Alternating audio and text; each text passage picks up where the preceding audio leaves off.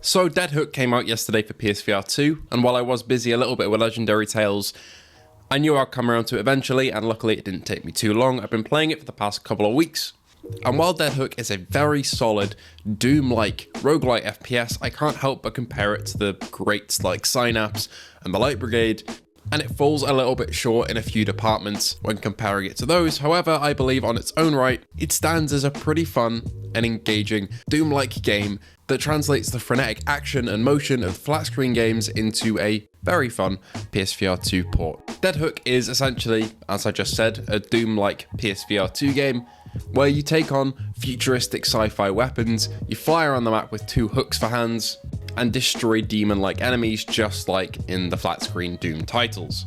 It's got a great soundtrack to accompany it, frenetic action, and some of the best movement that I've seen on PSVR2. If you're prone to motion sickness, this will make you want to throw up, but if you can get over it and if you don't get too motion sick, you'll get absolutely lost in propelling yourself around the map, taking on enemies, pulling yourself towards them to kill them, and send body parts flying everywhere.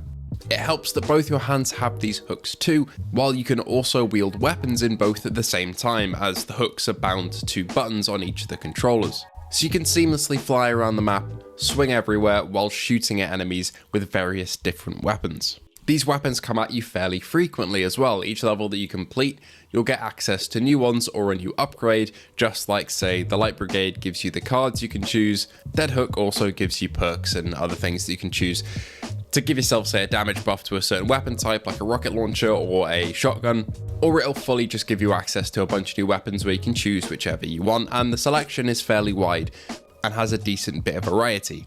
The enemies that you're faced with in Dead Hook are your classic demon-like Doom enemies. These guys look sufficiently mean, they're varied in terms of their attacks, some become invisible after they shoot, some are just your basic melee enemies.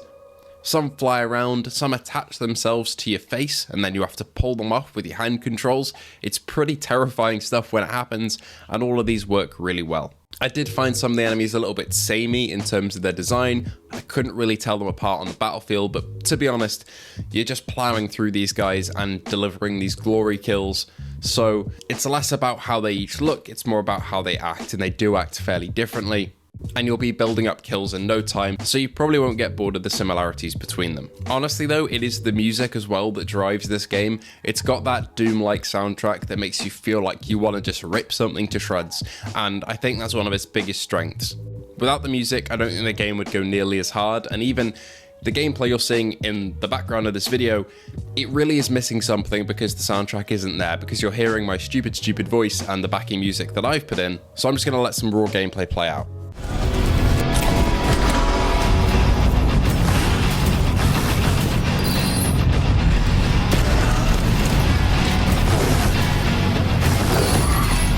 Now that we're back from the land of murdering demons, let's talk visuals. This stuff is the more technical side of things, and unfortunately this game is made in the dreaded Unity engine, meaning that foveated rendering is not implemented here, I don't think, meaning that the visuals are just about okay. The resolution isn't great, and coming off the back of Legendary Tales, which is genuinely one of the most sharp PSVR2 games that I've seen since Red Matter 2, Dead Hook does fall a little flat, although the colours here do look great as the levels have a lot of variety to them, which is something that it gets a leg up on in terms of Legendary Tales as a comparison there. The OLED panels here make the game look pretty stunning, and in terms of art style as well, it's fairly simplistic and everything's pretty blocky, so you do get used to the resolution pretty quickly. It's not one of those games where you're constantly trying to focus on something for a long period of time, so you notice the imperfections in it. You're darting around this map and you're taking out enemies in such a fast manner that you never stop and look at, say, a distant object or wall and think, that's a bit fuzzy. No, you're onto the next thing, you're onto the next weapon, the next enemy, and you're constantly flying around. So honestly, the visuals, even though they are okay, the lack of dynamic foveated rendering and the alright resolution did not bother me one bit, to be honest. But I know that it might bother some people when they're looking for the sharpest of sharp PSVR2 games. In terms of refresh rate though, there's no reprojection here. I think it's 90 or 120. Everything feels smooth. I think if this game had reprojection, motion sickness would be really common, even for me. But luckily it doesn't have reprojection, so runs like a dream.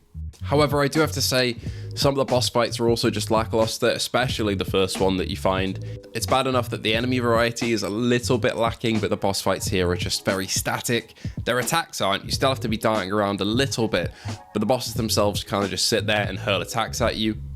And it didn't really feel that satisfying to fight, although most of the time you're spent fighting the normal enemies, which, as I said, don't have the most variety, but it's so much fun to tear through them that you kind of don't notice. There's also upgrades between levels. You'll have little places where you can stop, just like the Light Brigade, and other roguelikes in the same genre, so you'll be able to sell weapons, get coins from previous runs to use here, and in between runs overall, not just levels, you're able to go into your ship and apply different modifiers to your weapons and your abilities.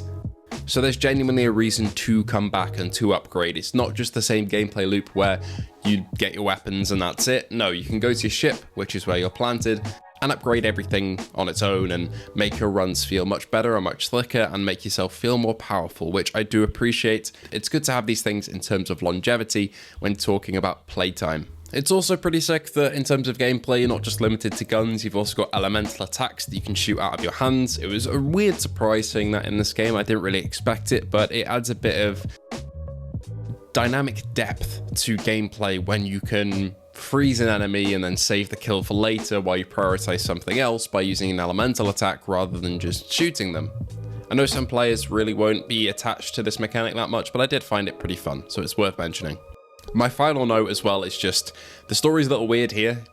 You're going to bring back your dead wife, essentially, who's been trapped in an AI construct after she's died, and you've got to go find this MacGuffin which will bring her back to life. That's completely fine, story-wise. It's just the dialogue here is really sexually charged for no apparent reason. And I just found myself laughing at it and not really with it. Not quite sure here. It's not really up my cup of tea in terms of humor. If it is trying to go for humor, you'd take it or leave it. I just kind of ignored the dialogue after a little while, phased it out, just like Horizon Call the Mountains dialogue. Phase it out, enjoy the gameplay. So just wanted to say a note about that though. It's a little weird. You know, when you're pressing buttons in the exosuit menu, it's like I can feel your touches. What the fuck? You can climb ledges with the L1. Why is it so like buttons. charged? Anyway, Dead Hook I had a lot of fun with. If you've got good VR legs, then give it a go. The traversal is really unique and a lot of fun. The guns are plentiful. The enemies are also plentiful. The environments look good enough. And the game did genuinely have me coming back a fair few times to see what I could find on my next run. Anyway, thank you for watching. If you did enjoy, please feel free to like and subscribe, and I hope to see you all in the next video.